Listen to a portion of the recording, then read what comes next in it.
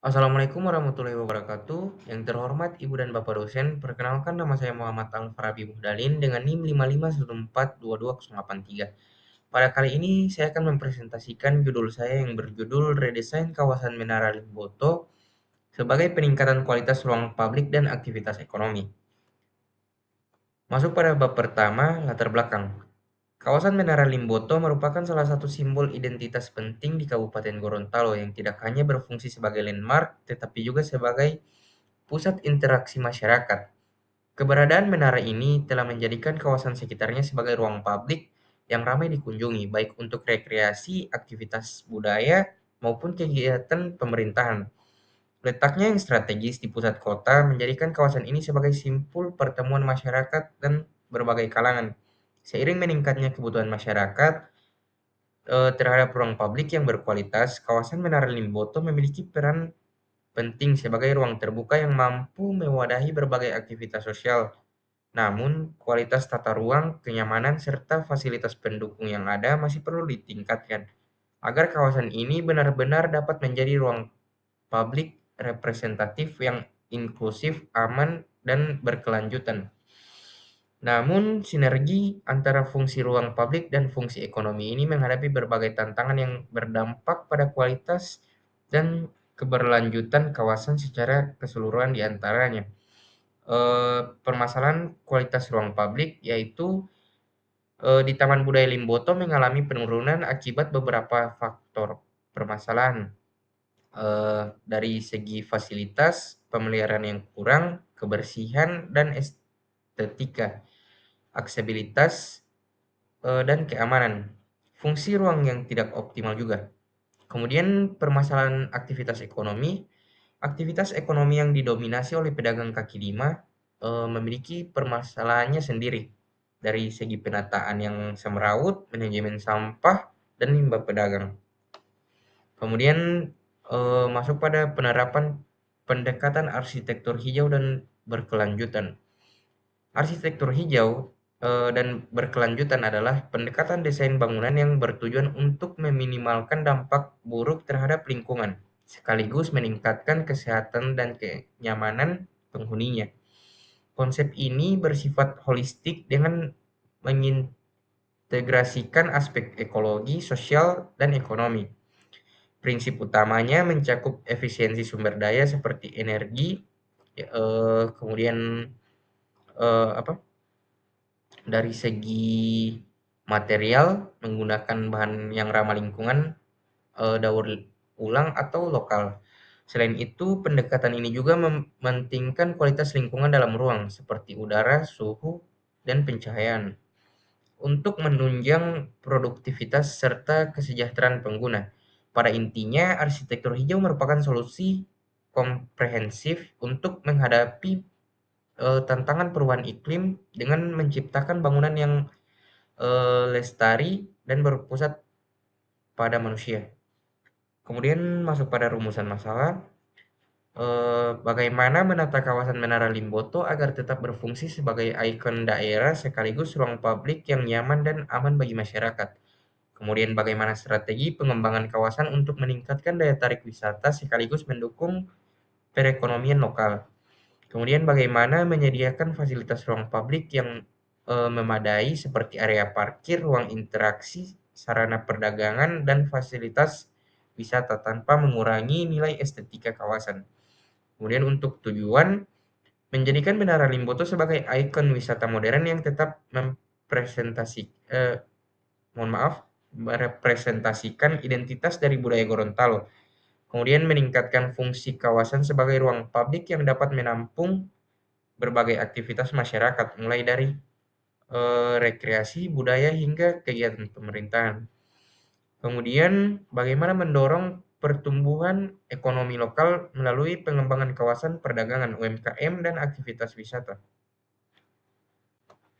Kemudian, lingkup pembahasan fokus redesain kawasan Menara Limboto sebagai upaya peningkatan kualitas ruang publik dan aktivitas ekonomi, berfokus pada aspek fisik dari tata ruang, aspek sosial dan budaya, aspek ekonomi dan pariwisata, Hal-hal di luar ilmu arsitektur akan dibahas seperlunya, selama masih mendukung data dan permasalahan utama. Kemudian di sini ada metodologi, kerangka, dan alur berpikir. Kemudian di sini juga ada sistematika penulisan. Kemudian masuk pada bab 2, untuk tinjauan umum, tepatnya definisi ruang publik.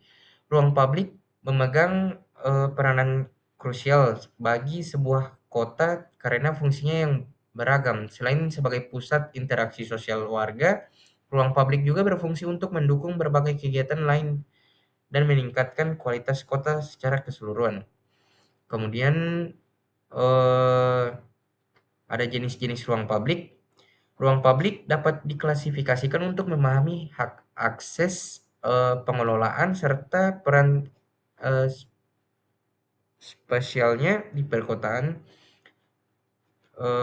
Terdapat 3 jenis utama ruang publik, yaitu external public space, kemudian internal public space, dan eksternal dan internal quasi public space. Kemudian untuk fungsi ruang publik, dalam bidang sosial, budaya, rekreasi, dan ekonomi. Ruang publik perkotaan kini dipandang sebagai infrastruktur sosial esensial yang berperan penting dalam mendukung ketahanan kota. Terutama pada era pasca pandemi, fungsi ruang publik bersifat integral dan mencakup 4 dimensi utama. Pertama, fungsi sosial, di mana ruang publik menjadi arena inklusif yang memfasilitasi interaksi, kemudian membangun kohesi komunitas dan memperkuat modal sosial perkotaan. Kedua, fungsi rekreasi dan kesehatan yang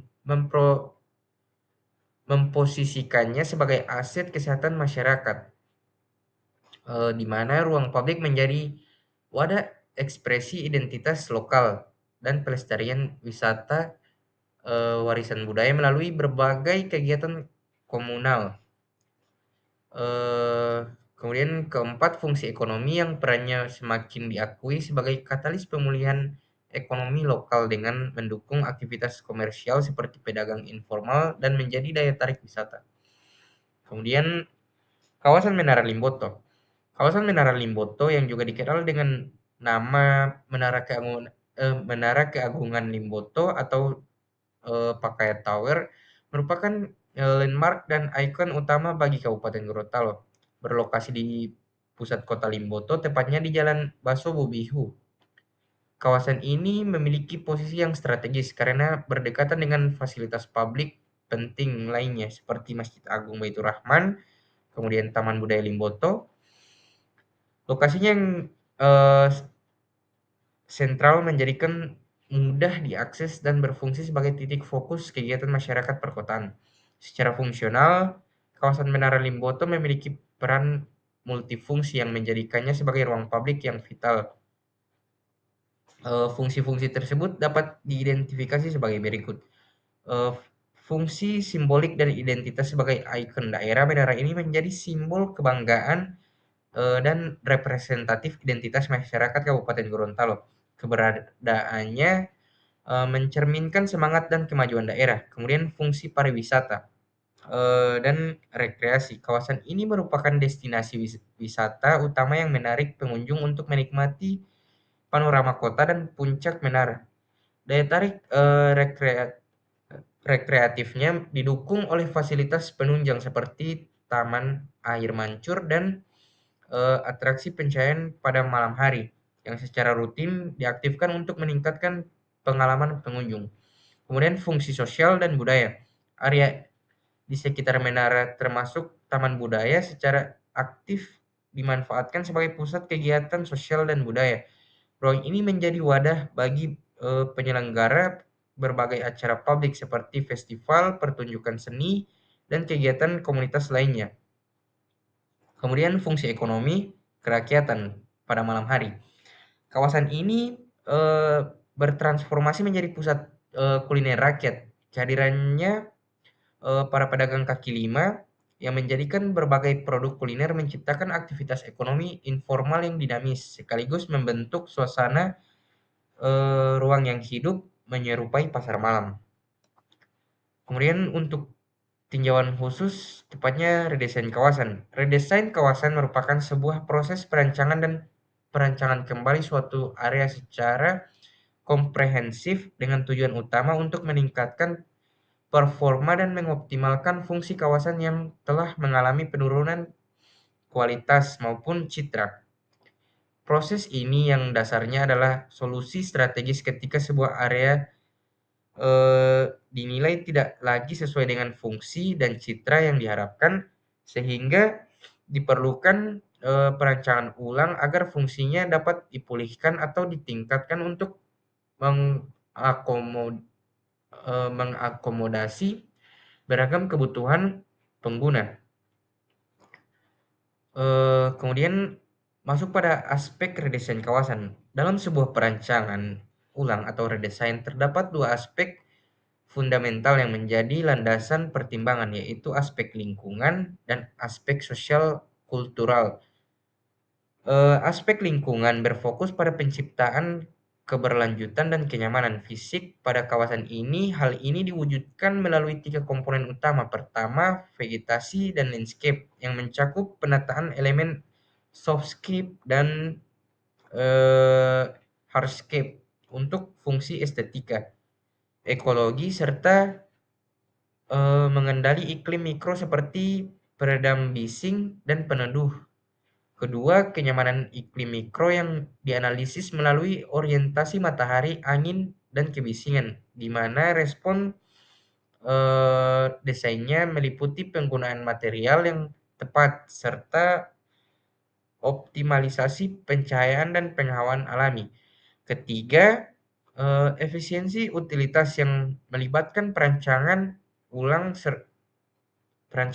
sistem kelistrikan, air bersih, dan kotor, kemudian pengelolaan sampah, serta keselamatan bangunan agar sesuai dengan standar modern. Kemudian dari deskripsi tata ruang, zoning, zonasi merupakan instrumen fundamental dalam perancangan tata ruang yang berfungsi sebagai alat pengendali dan pemanfaatan ruang. Secara konsep mental, zonasi adalah proses pembagian suatu kawasan ke dalam beberapa zona berdasarkan kesamaan ciri karakteristik dan kondisi. Tujuan utama dari penerapan zonasi adalah untuk mewujudkan tata ruang yang teratur, fungsional, efisien, dan keberlanjutan. Implementasi zonasi diwujudkan dalam bentuk peraturan zonasi (zoning regulation) yang menjadi acuan operasional untuk mengarahkan kegiatan pembangunan, kemudian untuk memastikan pengguna lahan yang optimal, dan mencegah penyimpangan dari rencana tata ruang yang telah ditetapkan. Proses penentuan zonasi didasarkan pada analisis mendalam terhadap karakteristik tapak dan aktivitas. Analisis ini umumnya mengklasifikasikan ruang ke dalam tiga kategori utama untuk menciptakan hierarki dan kedekatan spesial yang tepat.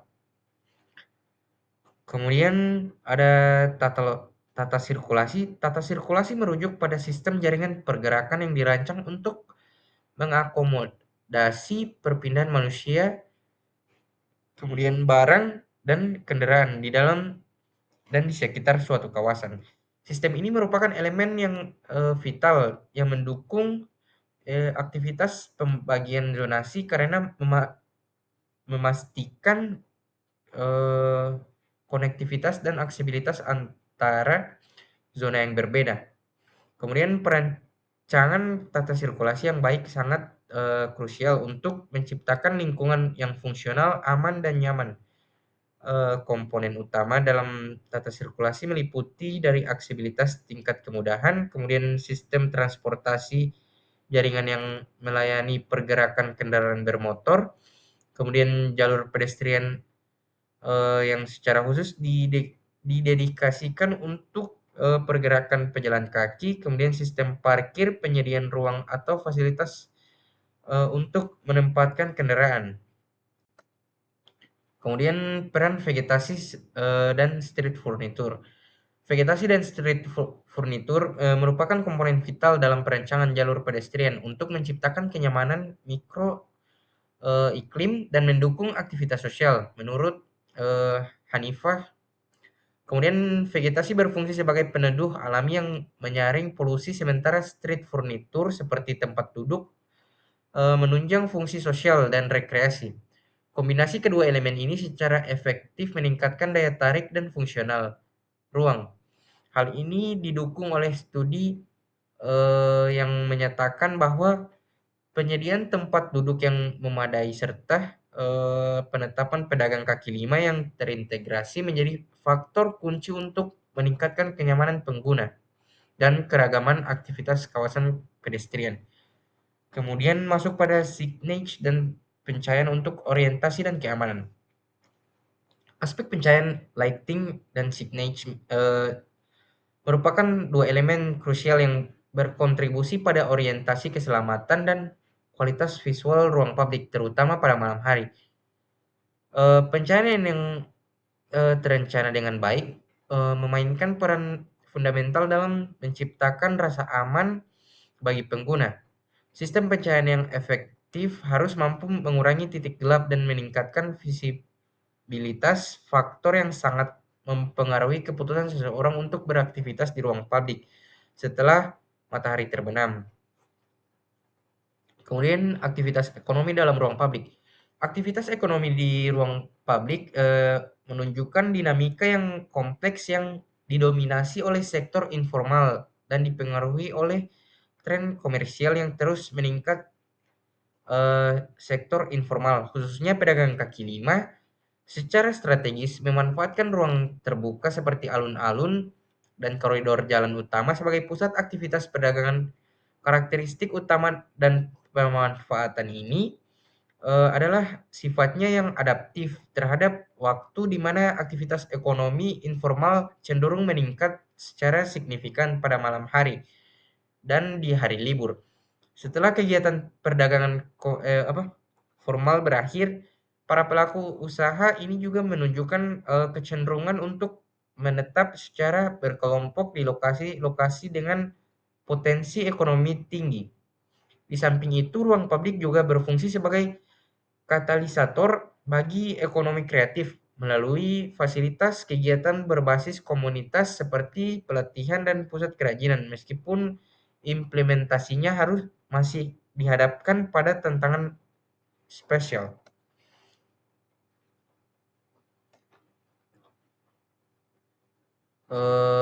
Kemudian di sini terdapat studi banding pertama yaitu Jam Gadang. Jam Gadang merupakan ikon sentral kota Bukit Tinggi yang berfungsi sebagai monumen sejarah, objek wisata utama, dan pusat kegiatan sosial ekonomi. Namun, konsentrasi pengunjung yang masif menyebabkan kepadatan berlebih, penurunan kenyamanan, dan eh, ini inefisiensi fungsi ruang publik. Oleh karena itu, dilakukan redesain kawasan yang bertujuan untuk mengatasi kepadatan pengunjung dengan menata ulang ruang publik agar mampu menampung aktivitas secara lebih membadai. Kemudian meningkatkan kualitas jalur pejalan kaki yang sebelumnya terganggu oleh pedagang kaki lima dan parkir ilegal untuk mewujudkan konsep walkable street. Kemudian untuk memperkuat citra kota dan nilai placemaking dengan meningkatkan fasilitas kenyamanan dan keragaman aktivitas sekaligus melestarikan cagar budaya dalam kerangka mengembangkan pusat pariwisata modern. Kemudian untuk studi banding kedua yaitu Kota Tua Jakarta. Kawasan Kota Tua Jakarta yang didirikan pada abad ke-17 sebagai pusat perdagangan Hindia Belanda merupakan cagar budaya yang dinominasikan UNESCO. Pusat kawasan ini Plaza Taman Fatahillah yang awalnya berfungsi sebagai pusat administrasi administratif VOC telah eh, bertransformasi menjadi ruang publik dan museum setelah mengalami berbagai perubahan fungsi secara kemerdekaan. Revitalisasi pasca 2020 berfokus mengatasi, mohon maaf, degradasi kawasan melalui dua inter- in- intervensi utama, pedestrian dan pengembangan fungsi komersial yang berbasis konservasi kebijakan pedestrian melalui perbaikan trotoar dan penerapan zona emisi rendah. Kemudian masuk pada bab 3. Di sini terdapat kondisi fisik lokasi. Kabupaten Gorontalo dengan ibu kota Limboto terletak secara strategis di pusat Provinsi Gorontalo pada koordinat yang tertera di PPT ini dengan wilayah seluas 2.124,60 km persegi, berbatasan langsung dengan Kabupaten Gorontalo Utara, kemudian Teluk Tomini pada bagian selatan, Kabupaten Bualemo pada bagian barat, serta Kabupaten Bone Bolango dan Kota Gorontalo pada bagian timur.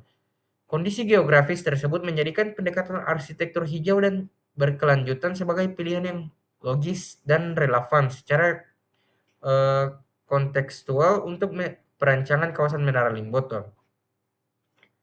Kawasan Gorontalo memiliki topografi beragam, mulai dari dataran rendah, pesisir di selatan hingga pegunungan Boliohuto di utara dengan ketinggian 0 sampai 1.500 mdpl. Variasi topografi ini menciptakan lereng yang beragam dan mempengaruhi pola aliran sungai. Iklimnya yang tergolong muson tropis, ditandai dua puncak musim hujan pada Januari, kemudian pada bulan Mei, serta puncak musim kemarau pada September. Suhu udara di Gorontalo menunjukkan karakteristik iklim tropis yang hangat dan stabil sepanjang tahun. Suhu udara di Gorontalo menunjukkan karakteristik iklim tropis yang hangat dan stabil sepanjang tahun. Data suhu rata-rata Gorontalo yang tinggi secara konsisten menjadi dasar perancangan kawasan Menara Limboto dengan pendekatan arsitektur hijau yang responsif terhadap iklim.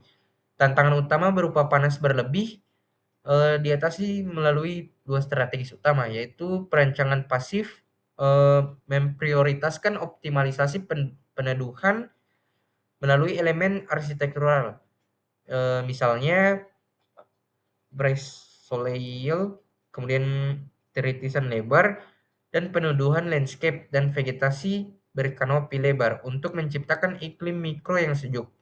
Kemudian mitigasi pulau bahang perkotaan, eh, mengintegrasikan elemen hijau seperti green roof dan vertical garden untuk mengurangi penyerapan panas dan permukaan keras, sekaligus berfungsi sebagai insulasi termal tambahan pada bangunan.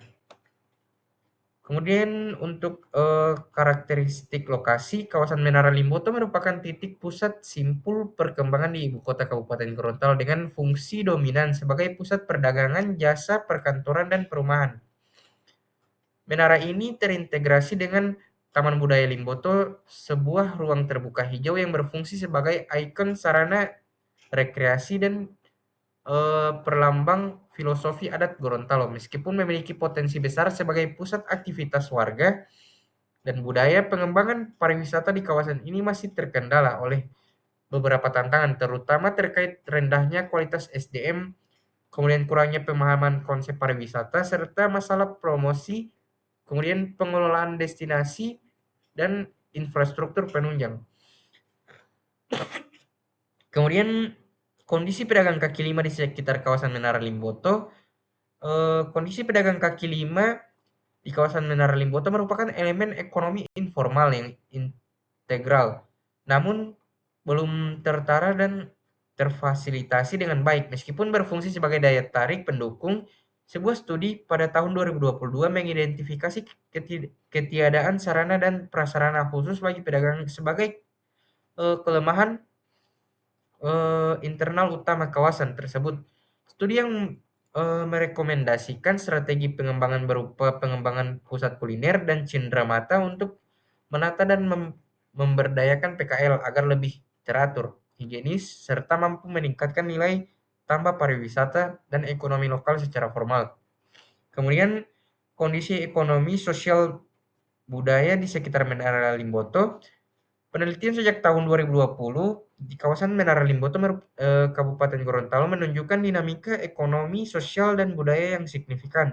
Secara ekonomi, kawasan ini merupakan pusat UMKM di mana perilaku keuangan pelaku usaha eh, berkorelasi positif dengan tingkat pendidikan dan eh, literasi keuangan mereka. Dari aspek sosial budaya, kawasan yang terintegrasi dengan Taman Budaya Limboto ini berfungsi sebagai pusat rekreasi, edukasi budaya, dan interaksi sosial yang merefleksikan filosofi adat Gorontalo sekaligus memperkuat perannya sebagai ikon wisata untuk pelestarian nilai-nilai lokal. Kemudian tinjauan khusus site, deskripsi tapak terpilih, lokasi tapak pada sisi selatan terletak di Jalan Ahmad Abdul Wahab, pada sisi barat terletak di Jalan Jarwadi, Kecamatan Limboto. Kawasan ini merupakan area jantung multifungsi dari ibu kota Kabupaten Gorontalo yang memadukan fungsi pemerintahan, sosial, budaya, dan ekonomi dalam satu area terpusat. Tapak ini memiliki luas dengan 687,26 meter persegi dan area tapak ini terletak di pusat kota Kabupaten Gorontalo. Permasalahan pada tapak berdasarkan observasi yang dilakukan di lokasi studi yakni kawasan Taman Budaya Menara Limboto, teridentifikasi sejumlah permasalahan yang kompleks. Meskipun telah dilakukan beberapa kali perbaikan, permasalahan ini dapat diklasifikasikan ke dalam dua aspek utama, tata ruang dan infrastruktur serta kebersihan dan lingkungan. Dari aspek tata ruang dan infrastruktur, masalah yang menonjol adalah penataan parkir yang tidak terorganisir, kemudian pedagang kaki yang memicu kemacetan lalu lintas, terutama pada waktu puncak. Selain itu, penataan pedagang kaki lima yang belum optimal, mohon maaf, menyebabkan pemanfaatan trotoar dan area hijau untuk berdagang. Hal ini tidak hanya mengganggu sirkulasi pejalan kaki, tetapi juga mengurangi nilai estetika eh, nilai estetika kawasan.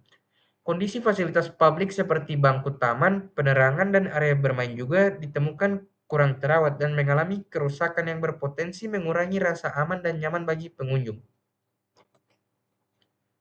Eh, Kemudian di sini terdapat akses masuk atau keluar. Analisis titik keluar masuk potensial, dua titik akses masuk dan keluar di pintu yang sama. Satu gerbang utama ditempatkan di tengah-tengah sisi selatan dan satunya di sisi utara, sejajar dengan sumbu utama taman yang mengarah ke menara. Ini akan menciptakan kesan visual yang megah dan langsung mengarahkan pandangan pengunjung ke ikon utama yaitu Menara Keagungan. Kemudian untuk pola sirkulasi adalah pola atau arah pergerakan pengguna dan kendaraan di dalam maupun di sekitar lingkungan. Eh, untuk jenis-jenis sirkulasinya, pergerakan dari luar bangunan yaitu jalur kendaraan dari jalan utama ke area parkir, kemudian jalur mohon maaf, jalur pejalan kaki dari trotoar ke area taman.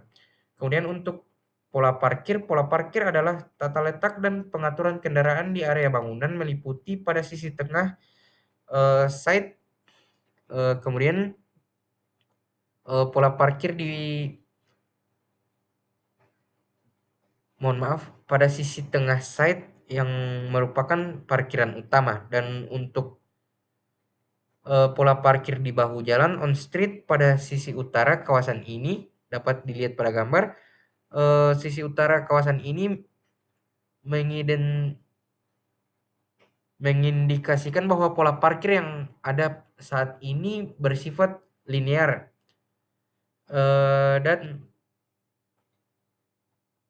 dan informal, bergantung sepenuhnya pada ketersediaan ruang di tepi jalan raya dan eh, dikarenakan pada sisi utara untuk jalannya lumayan lebar dan dapat dimanfaatkan sebagai parkiran motor. Dapat dilihat di sini. Kemudian untuk ruang terbuka dan semi terbuka. Untuk ruang terbuka, plaza multi untuk peningkatan kualitas ruang publik di situ terdapat plaza multifungsi area pelataran di depan menara yang bisa digunakan sebagai titik kumpul utama, tempat upacara atau sekedar area duduk-duduk santai menikmati pemandangan menara. Kemudian taman tematik dan sensorik menciptakan zona zona taman yang dengan spesifik seperti taman bunga lokal, taman refleksi dengan kolam kecil atau taman yang merangsang indera bau, sentuhan dan untuk edukasi dan rekreasi.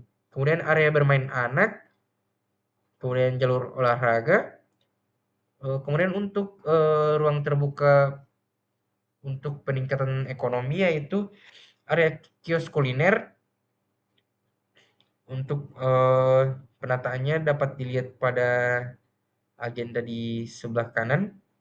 Kemudian untuk lapangan fleksibel untuk bazar dan event. Kemudian ada penyewaan lapak temporer untuk ruang semi terbukanya yaitu untuk peningkatan kualitas ruang publik yaitu terdapat area baca dan diskusi publik. Kemudian titik kumpul dan shelter. Kemudian untuk ruang semi terbuka sebagai peningkatan ekonomi yaitu terdapat kafe atau kedai kopi. Kemudian pusat informasi wisata dan toko merchandise, kemudian area food court. Kemudian masuk pada bab 4 yaitu terdapat analisis massa dan ruang dalam denah.